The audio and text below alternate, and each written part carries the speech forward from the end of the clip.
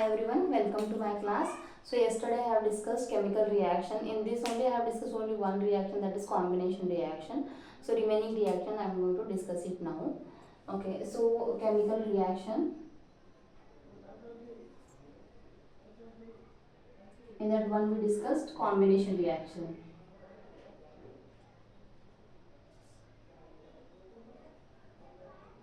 Okay, so what is meant by combination reactions? In that reactants, one or more reactants, they are getting combined and forming a single product.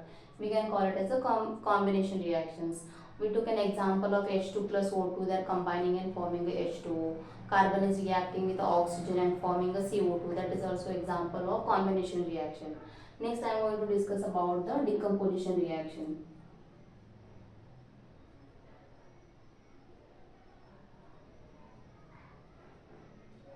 Okay, in this decomposition reaction, one element which is getting decomposed into two or more product, we can call it as a decomposition reaction.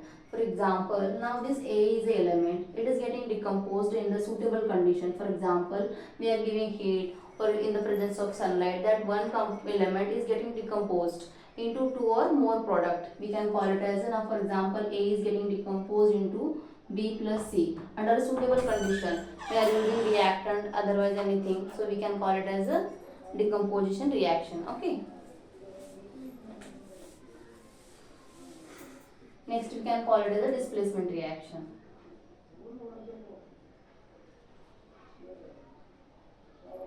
Displacement reaction.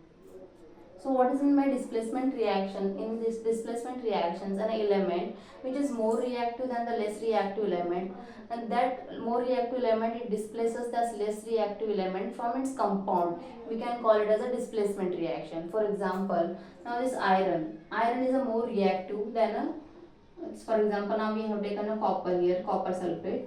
Now in this case, iron is more reactive than a copper. So this iron will displaces copper from its compound. So we can write here iron sulfate, it forms iron sulfate and displaces copper. So this is called displacement reaction. Next we can discuss double displacement reaction. Again I can explain displacement reaction. More reactive element which is more reactive element displaces less reactive element from its compound and forms a new compound, new product. We can call it as a, that is now a new compound is formed here, ferrous sulfate, and copper is getting reduced. So this is called displacement reaction. Okay, next is double displacement reaction. Double displacement reaction.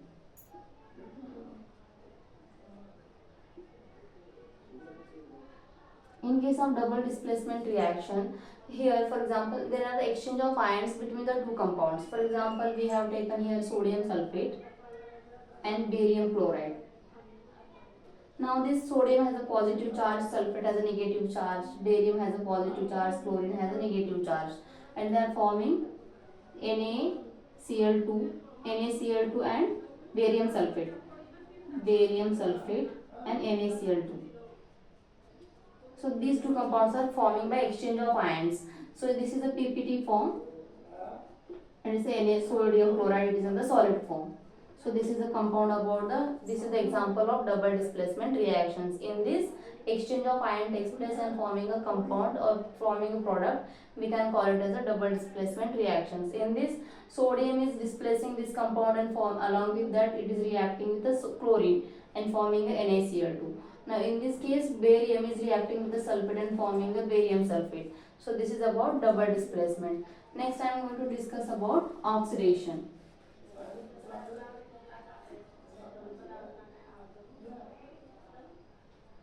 In case of oxidation reaction, here is addition of oxygen. Addition of oxygen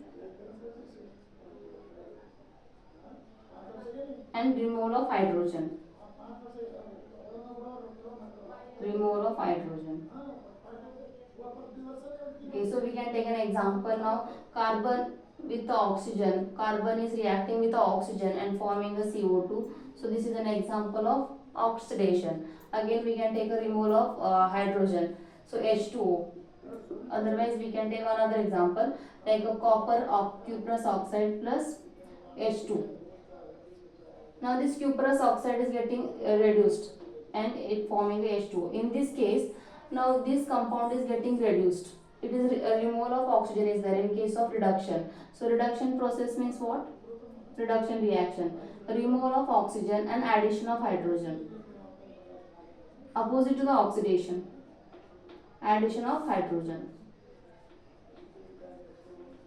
Okay. And in this case, hydrogen is getting oxidized because addition of oxygen is there.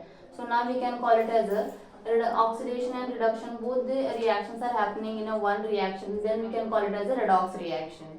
Okay, so next we can discuss about the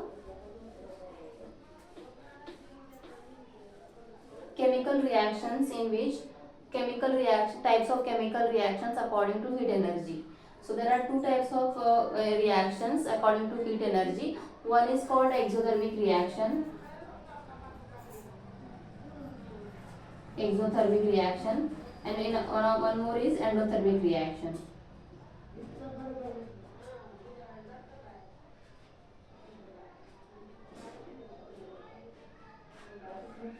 Okay, so in case of exothermic reaction, a reactions in which heat and energy is evolved along with the formation of product is called exothermic reaction. We can take an example of respiration. For example, respiration, in case of respiration, glucose is reacting with the CO2, carbon dioxide, and forming what? CO2, H2O, and heat. So this is about heat energy is getting released in case of an exothermic reaction. So we can here in this case heat energy is released. So this is called exothermic reaction, and endothermic reactions means the reactions in which heat energy is absorbed from its surrounding is called an endothermic reaction. So we can take an example, any example we can take from endothermic reaction in which heat energy is getting absorbed. Okay, so this is about the exothermic and endothermic reactions. Again, I will discuss in detail in the next class. Thank you.